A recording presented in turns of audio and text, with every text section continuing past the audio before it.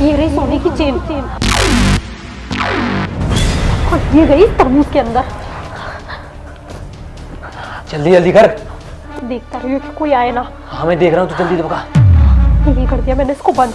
अब देख, अब किसी को भी नहीं पता चलेगा कि इसके अंदर सोने की चेन है। कितनी शातिर तरीके से चुराई थी मैंने, पता है। अब बस उसी शातिर तरीके से इसे छुपा के ना इस घर से बाहर लेके जाना है, इससे पहले कि किसी को भी शक हो कि सोने की चेन ना चोरी हुई है। चल मैं इसे लेके ना बाहर जाती हूँ और तू ध्यान रखियो कि किसी को ना हम पे शक ना हो, ठीक है? ठीक है। अरे मंजू, बड़ी जल्दी आ रही हो तुम।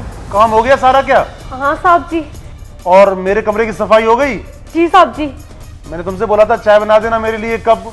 साहब जी वो मैंने रामू से कह दिया है, वो बना रहा है। हाँ मालिक, चाय जो है ना मैंने बनाने के लिए रख दी है, और मंजू को जो है ना थोड़ा काम है, उसके हिस्से का काम जो है ना मैं कर लूंगा, जो भी रह गया है। तुम लोग इतनी हड़बड़ाहट में क्यों रहते हो? इतनी जल्दी क्या है जाने की?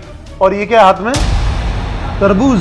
साहब जी आप ही ने तो कहा था कि जो भी फल फ्रिज में खराब हो रहे हैं उनको तू अपने घर ले जाना, तो ये सड़ रहा था इसलिए मैंने सोचा मैं ले जाऊं। और हाँ वैसे भी साहब जी ये खराब ही तो हो जाते हैं रखे रखे, और मंजू अपने बच्चों को जाके खिला देती है, तो क्या हो गया? अरे ठीक है, लेकिन एक बार पूछ लेते हैं ना। साहब जी आपने कहा था इसलिए मुझे पूछना जरूरी नहीं लगा, वरना मैं तो कभी कुछ नहीं लेके जाती ना यहाँ से। अरे वो बात सही है, लेकिन कई दिनों से ना कुछ कुछ चीजें गायब हो रही हैं घर में से।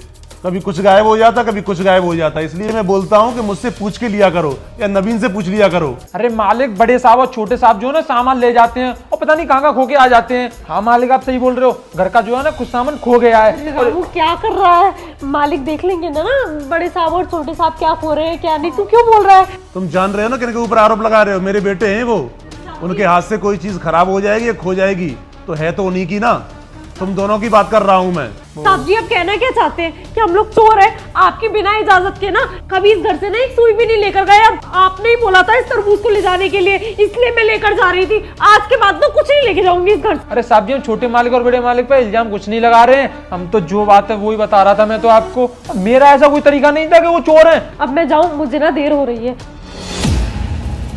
अरे पापा आप खामखा क्यों शक कर रहे हो इन पे कि सामान गायब हो रहा है तो इनकी वजह से ही हो रहा है? वैसे बहुत अच्छे लोग हैं ये, ऐसे थोड़ी ना कर सकते हैं। हाँ पापा वैसे भैया सही बोल रहे हैं। अरे मैं जानता हूँ ये लोग ना नौकर चाकर की आड़ में पता नहीं क्या क्या धंधे करते हैं। बहुत अखबार में पढ़ता हूँ, डेली ऐसी खबरें आती हैं। अखबार में आती होंगी वो और लोगों की, पर इनकी नहीं। अरे बहुत ईमानदार हैं ये लोग, और हमेशा से ना बस ऐसा ही हमको दिखाते हुए आ रहे हैं कि ये लोग बहुत ज्यादा ईमानदार हैं, पर है नहीं। आपको पता है इस तरबूज के अंदर ना ये लोग सोने की चैन चुरा के ले जा रहे हैं हमारी। क्या साहब जी क्या बोल रहे हो आप?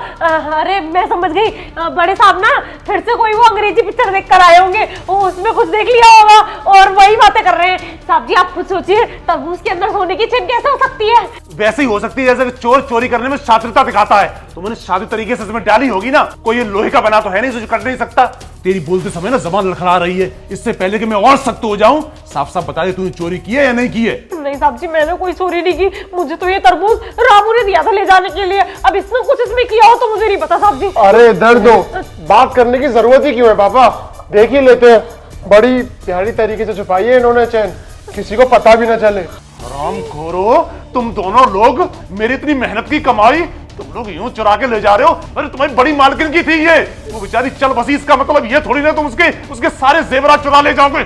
छोड़ूंगा नहीं तुम दोनों की, टांगे तोड़ दूंगा। हाँ साहब जी मेरी कोई गलती नहीं है, मुझे तो ये रामू ने दिया था ये तरबूज ले जाने के लिए। इसने कहा था इसको ले जाओ अपने बच्चों के लिए, साहब जी ने कहा। और मुझे नहीं पता था कि इसके अंदर इसने सोने की चेन रखी हुई है, वरना मैं कभी नहीं लेके जाती इसको साहब जी। इन्हें जो हरकत की है ना माफी लायक नहीं है, माफी लायक नहीं है। पास में चौकी है ना, वहां पर जाके इनकी कंप्लेंट दर्ज करवाता हूँ। बिल्कुल भैया आप बिल्कुल सही बोल रहे हैं। आज यहाँ चोरी करी है, पता नहीं और कितने घरों में चोरी करी हुई इन लोगों ने। साहब जी माफ कर दीजिए ना, मेरी कोई गलती नहीं है इसमें, मुझे माफ कर दीजिए।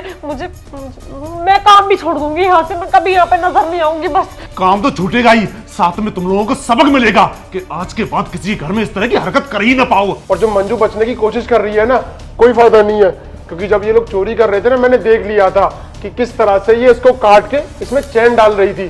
तो बस ना बहुत हो गया तुम्हारा नाटक, मैं इनको लेकर जाता हूँ। चलो अब।